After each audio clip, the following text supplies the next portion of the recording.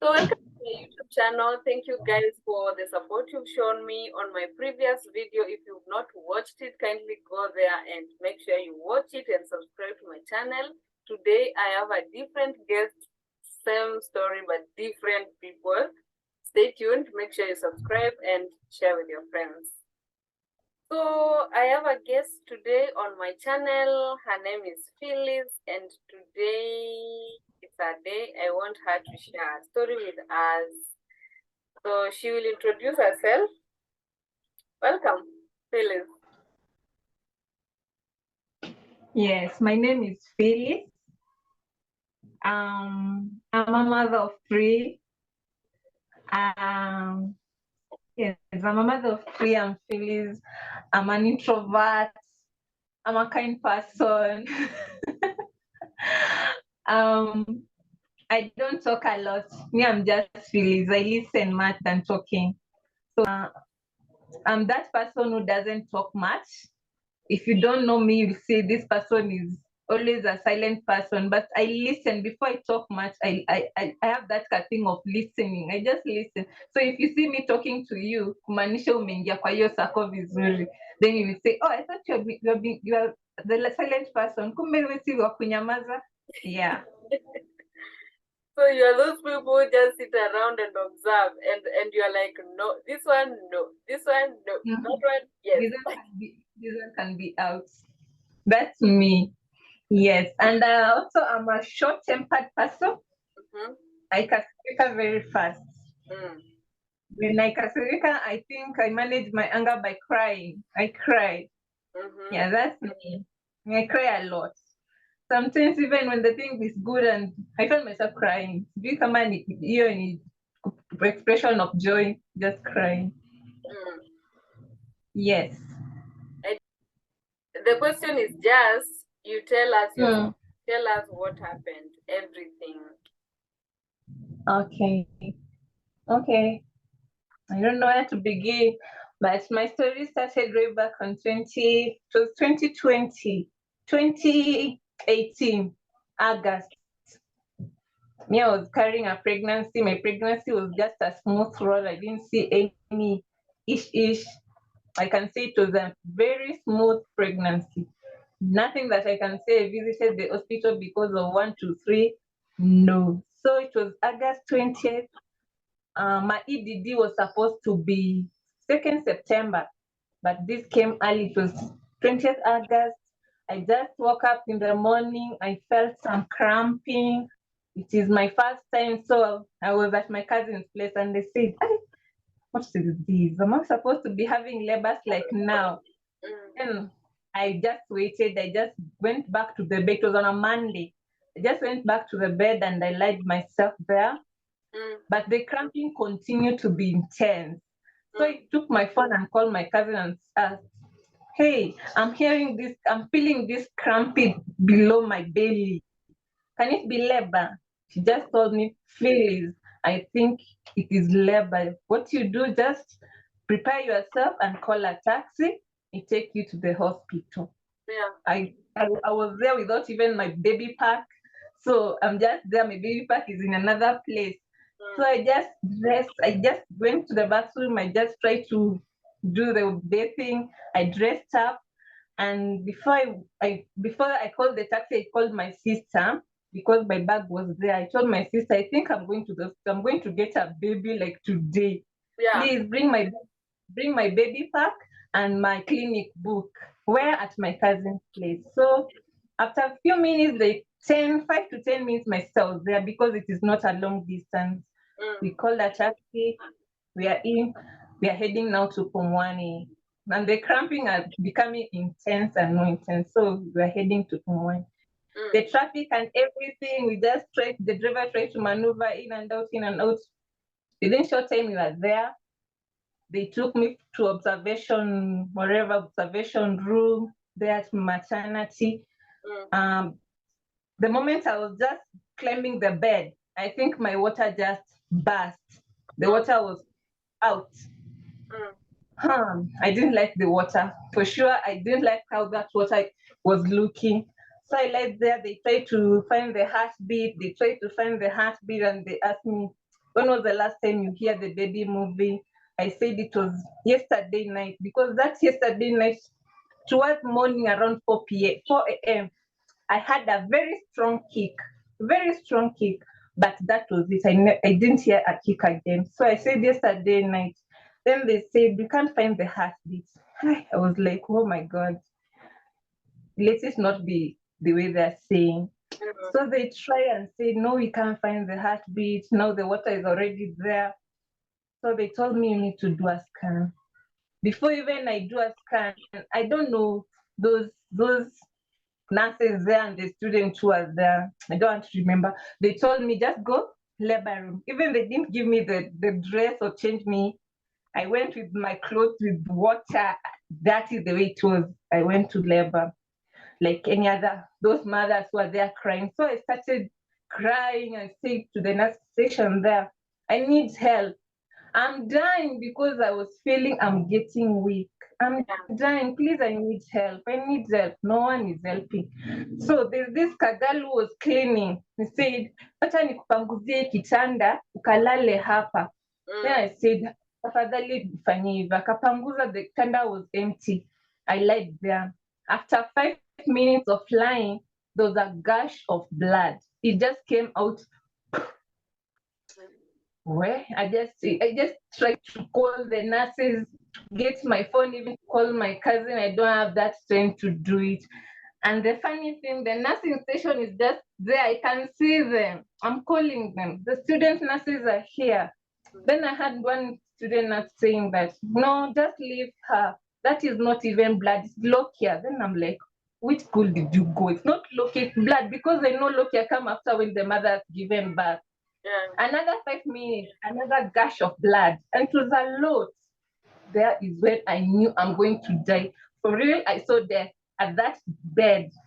So when they saw the second gush of blood is when they got it serious, that this one is a serious case. So they called another nurse. He was a small nurse. It just came. That lady was very nice. So he just changed me. He came with a consent paper and everything. Just sign here, just sign here. We're just taking you to the theater right now. I can't even read anything. I can't even hold a paper. So they changed my clothes and everything. I signed. They took my phone and everything. They put there my earrings, my nose ring there, and they wheeled me to the theater room. Reaching theater room, they start doing everything. So what I had from there, I can remember, is we are not saving the baby, we are saving your life. So I'm just like, what? Okay, it's okay, just do it. So there was there, they did the whatever, the theater thing and everything. After some few minutes, just few minutes, the baby was out. It was CS now. The baby was out. The first, I didn't know I was carrying twins, by the way. The first baby came out, it was a girl. Then they showed me a baby girl. Then I said, you see the gender? I say yes. So it's this epidural. The procedure is going on, but this side you can talk. So I said, yeah, it's a baby girl. And they said, she's not crying. Okay, the baby has been born sleeping. They didn't. I don't know if they did the resuscitation and everything. I can't remember. But they just put the baby there. Then they said there's another baby. Okay. The baby came out. It's a handsome baby boy. Baby boy. Weighing 2.8 kgs, and the girl was weighing 2.3 kgs. Again, the baby is sleeping, no crying. I said, fine, now save my life. It is me there being saved my life. They put the baby there. I think I stayed in that operation table for many hours than it's supposed to be. Maybe it was a very, I don't know, because I stayed there for a very long time. Then after there, the babies are there. They were both sleeping. They were taken aside. But I saw them. Thank God I saw them. And they finished with me, with every procedure, they finished with me. I was put in a theater bed now, from the theater room to now theater, the other side. And I was weak. I'd lost a lot of blood. So they're putting blood, they're putting water everywhere. I have a tube here, I have a vein here, everywhere is just tubes going in. There's water, there's blood, and everything. So I stayed in that bed for, I think I was in theater room for almost 4 days. 4 days. Because I needed like, I think 4 to 5 pints of blood to be added. So I stayed in theater room for 4 days, something that I don't know if it is ordinary, it's usual. Yeah. So the fifth day, I was asked, what do you want us to do with your babies now? I had no plans that I would have a funeral or I'll bury someone. So here's my family, they're asking me, what do you want us to do? No one has planned for this. Me, I said, the hospital came with an idea that we always do this for those who don't want to do the burial thing or the funeral thing. So if you are going to leave the baby with us, you're supposed to pay like 1,500. Just say, me, whatever you do, I'm fine. I cannot make even decision. Yeah. So I just let them do whatever they will do. So after theater for about 4 days, I was transferred to postnatal room. I think that was the fifth day, the morning of the fifth day after theater, and I was placed in postnatal room. There, now my trauma hit me that I don't have a baby. I don't have babies that I was carrying with a big stomach. Yeah. I don't have them because you are staying with all the mothers in that room. They have their babies. The babies are crying every night. You hear them cry, and here you have no baby. You're not breastfeeding. Your breasts are in cold. They're so painful, and you have a scar. It's so painful. You cannot even help yourself. So it hit me now. They just left me. So there, you hear mother saying, when you're not going to the nursery to breastfeed your baby, when your baby asking her, and you're just like, I wish you knew I don't have a baby, but I can't tell her. Yeah. So there, the fourth, the fifth, the sixth day, I remember again this physiotherapy who came and said, all mothers should stand up and start doing exercise so that you don't become numb or you don't become, so that your body can start working. And she forced me to stand up. And I knew if I stand from this position to this position, I'm going to fall down because, of course, she hasn't read my file and see what this patient is all about. Yeah. I'm weak, I don't have blood. And she's forcing me to stand here and do a walking. And I'm like, I can't do it. Why? You start walking so that your body cannot be numb. You say that you came to Pumwani and we did this and this and this to you. I'm telling you, I can't do it. I sat there. Then he came and read my file and said, okay, oh, so you are the one who lost the babies in the theater. I didn't know it was you. Then I just, your mother, and she continued, say, you can lie down. I continue. So they did the therapy and everything. Huh? I felt so, it hurt me. It just hurt me inside completely because you're just the one who lost the baby. And then it felt so bad because I was wondering all the time the nurses came in, they used to say, today we have done 31 years and only one person. I'm just like, oh, 31 is the only one. Yeah, and good. Why me? Out of 31, just me, and not even losing one, losing two. Yeah. So that's the day of physiotherapy. Just saying, the second day when she came back, she just left me alone. The next day, it was now another person doing registration of birth. And that person, my bed was number 3123. She just said, number one, number two, number three, I'm waiting for you. You're not coming to do registration of birth. Then when I finish doing this, you'll follow me outside. I'm just like, I wish you knew I don't have a baby to register. She insisted, no, I cannot shout like to all the mothers to hear that this person lying here, kumbe alipoteza mtoto.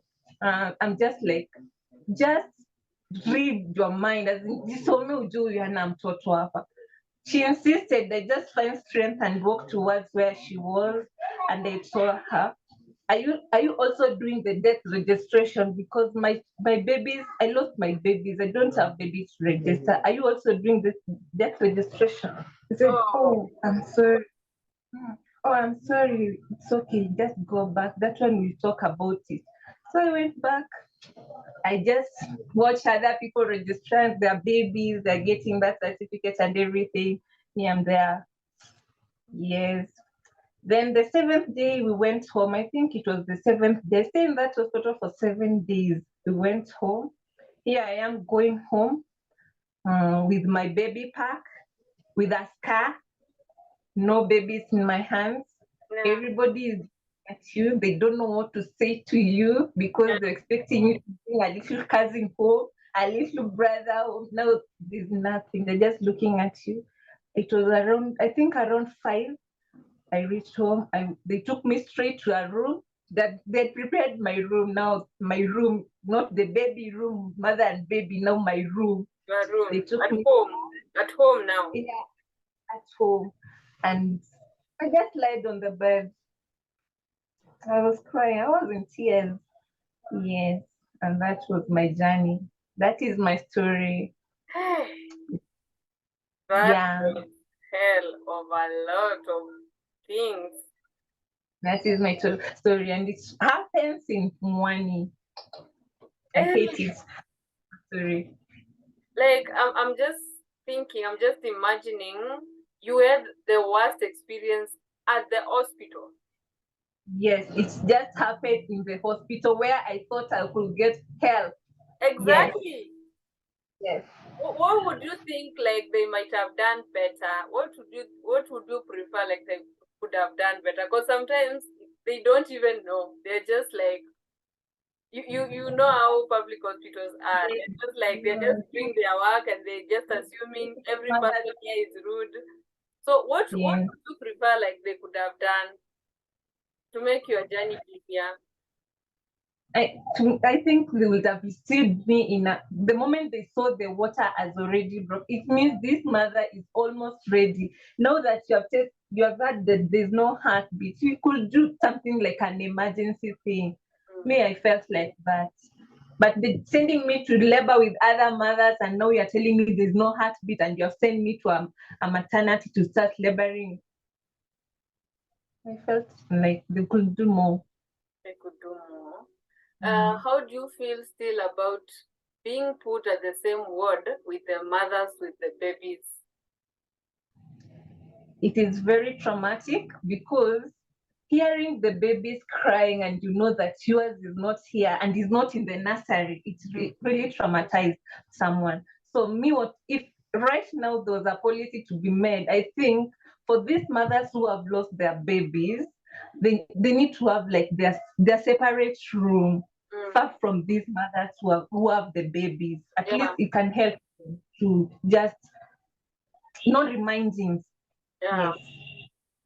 How about these other people who are coming in and they're forcing someone to do things they're not able to do? And what would you say? Like the records, the physiotherapists, what would you think? What would you say about them? Or what can they do better? I think as a facility, maybe kama hiyo hospitali, they need to be trained. Like they need to be trained or to be empowered when you want to do whatever the thing that you have come to do in that ward or that facility. Just read the patient file first before starting everything.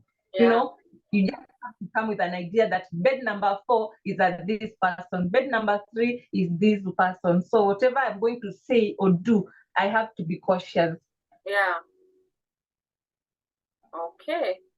Hey, sorry about that. That was really, really painful. So now you've gone home, you found that they prepared a room for you, not for you with the baby, but they were aware what happened, so they prepared a room for you. So did you get the support? Like, did you feel like the family supported you? Yes, I can say my family supported me. My family, I can say it's another family, not my family first family, because that was not my mom, it was just my auntie.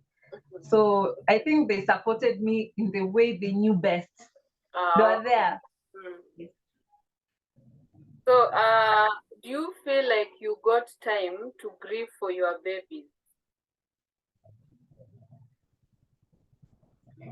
Time. When you say time, I don't know if I got enough time to grieve because Because I'm I don't coming know. from a point where I'm like, now you are staying at a place where you are surrounded by your family members.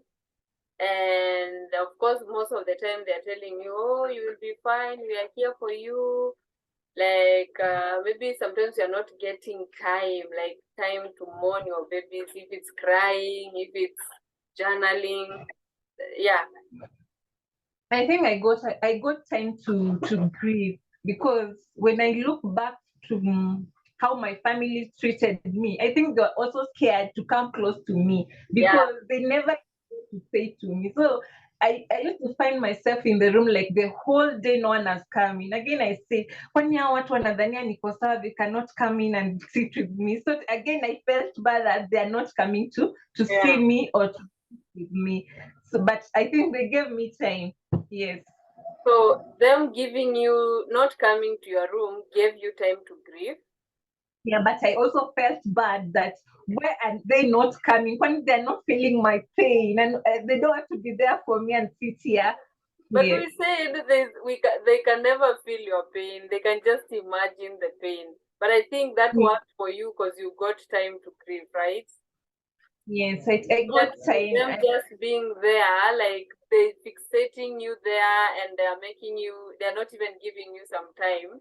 I think that worked. But sometimes I also fear going to someone who has lost someone because I'm like, no, what will I say? Why are you going What will I say? What will I say? Might I say something and hurt them or make them emotional or something? I Yeah. think that was big fear because I stayed in that room for almost 3 months. Mm. 3 months. I think grief took away my strength and everything that I owe. If I stayed in that room for 3 months inside the duvet, whatever the day, the sun is outside shining, but I think I was inside. I think I was going through depression, but I never accepted it was depression. I Yeah. stayed inside that duvet, no strength even to go to the bathroom, no strength to open my mouth even to eat. I was just there. Windows closed, door closed. Yeah, I think I reached a point I just closed that door completely. Even if they knock, I just say, I don't want to see anyone. Just leave me alone. I just want to die and go with my babies. I think at a point I said that. Yeah. How did you come out that room after those 3 months? Wow. I think after 3 months, I was just like, before the 3 months, when I felt that when you lose, like you have lost that baby. I just wanted a baby like again yesterday. And I know my body was not even ready, or it was still weak. Yeah. So those 3 months I just used to go through Google, Facebook, every social media that I came across, that I want to know if I can get adaptation. I want to know if I can get a baby like today. I want to go know this process. Like somebody can tell me, come and take this baby and have. So those 3 months, it was just that. But after 3 months, I think it was November, August, September, October, November, the end of November, I just told myself I need to be strong for myself. Mimi mwenyewe. Mimi, see for anybody else, because I'm not any small one that I have to be strong. I have to be strong for myself. So it was November, then we are closing to December, and I just find myself nimeoga. I just decided to oga, nikashuka nywele yangu vizuri, and I was out. And that was the day I was again moving from that my auntie's house to my place, because after I've gone to the hospital, I never went back to my place. I used to have my place. So I went to my place, I stayed for 2 weeks, then I went home, now home, home shagged. Yeah. Yes. Yeah. Yes. Then from there, I stayed there for Christmas, Nini, with my sisters and brothers. They were trying to say it's fine, we understand it, no, no, all those things that people can say. Then January came. I think I decided, the way I said, I want to be strong for myself. I just searched the Facebook, the everything, to get the support system, like social group that I can join. Yeah. So I joined so many groups where I found mothers like me, the people like me who have gone through that trauma. So there was still a mom, mothers with angels in heaven, trying to conceive. I had so many groups because I want to identify myself with others and Yeah. see alone. There are some people there who have gone through like me, you see. So Yeah. I had those. I never went for a therapy outside. My therapy was online, Yeah. trying to conceive mothers with angels in heaven. Still a mom. Those were my therapy. Mhm. So the idea I'm getting is you coming out of that bed after 3 months, it was a choice you made. You decided to choose yourself and to love you and to be strong for you. Mm-hmm. Yeah. Yes. And sometimes it's not easy to come up with that decision. For you to come up with that decision, you are supposed to have gone through a lot. I'm very sure a lot was happening in that room while you were alone. But thank God Lord. you came out, and it was really a painful journey. And what can you tell someone who has gone through the same? Okay, as now I can tell that person that to focus on the positive things that is happening in life, not to just focus on the negative. Because I realize when you focus on the negative side of this life, you will get stuck. You will never move on. But when you focus on the positive side of the life, like me, I always thank God that I woke up on that theater bed alive. At least my uterus is still there. It was Mm, never removed. You know, you yeah. can go home and you find out you don't have a uterus. So at least my uterus is still there. So to focus on the positive side and never to focus on the negative so much, because you will be stuck and you'll never move on. Mm. Yes. So we can say the point is focus on the positive side. And is there any positive thing you learned from your experience? Yeah, I can say there's positive thing that I learned from experience. At least I can say never take family for granted. There people will be there for you in bad and in good. So I think we should never take family for granted. Yes. Yeah. And we should also be patient with everything. You see, like me, I tried to join that trying to conceive group, but it was not like I was going to get it tomorrow. Yeah, we should be patient and we live every day as it comes. Yes. Yeah. Yeah. Wow. So thank you very much for sharing your story, being vulnerable Thank you. here on my channel. When we Thank are about you. to finish our interview, I normally ask 5 things you have learned from me before we close. I know we've worked Wow. together through this. So tell us 5 things you've learned from me. Number one, I know what I've learned from you. You are a good listener. You are a good listener. You are a friend because outside this, I think I have known you outside this. So you are a good friend and you are an empathy person. I don't know. You are an empathy. You are strong. You are strong Mhm. and you're also kind. Oh, That's it. ah, hey, you had listed them like, oh, I'm kind, I'm empathetic, I'm a good listener, I'm a friend, and I'm strong. That is so Yes, you're strong. You're strong. wow. So I have no words. Like wow. I sometimes we just look at where we've come from and we are like, where did we get all that strength from? And most of the Yes. time, we have the strength. The strength is within us. Yes. Yeah. So thank you very much. I don't know if you have anything to add or parting shot because we have like 6 minutes left. Thank you so much for inviting me here. I think this is my first platform that I've shared this. Mhm. Yes, this is the first platform that I've shared this, and I'm so thank you so much. And for all the mothers who have gone through loss, no matter what stage of the loss it was, maybe it was 1 week, it was 2 months, 1 month, a loss is a loss, and you don't have to feel bad mourning your loss. That's all I can say. Yeah. So you don't have to feel guilty. Yes. And what can you advise those people who say, but at least you have another person, you have another baby, like you do have a son, right? Yes. So what would you tell them? Okay, I just tell them, if you don't have anything to say, I think we'll appreciate you sitting there, keep your opinion, and don't say anything. I'll appreciate them saying those.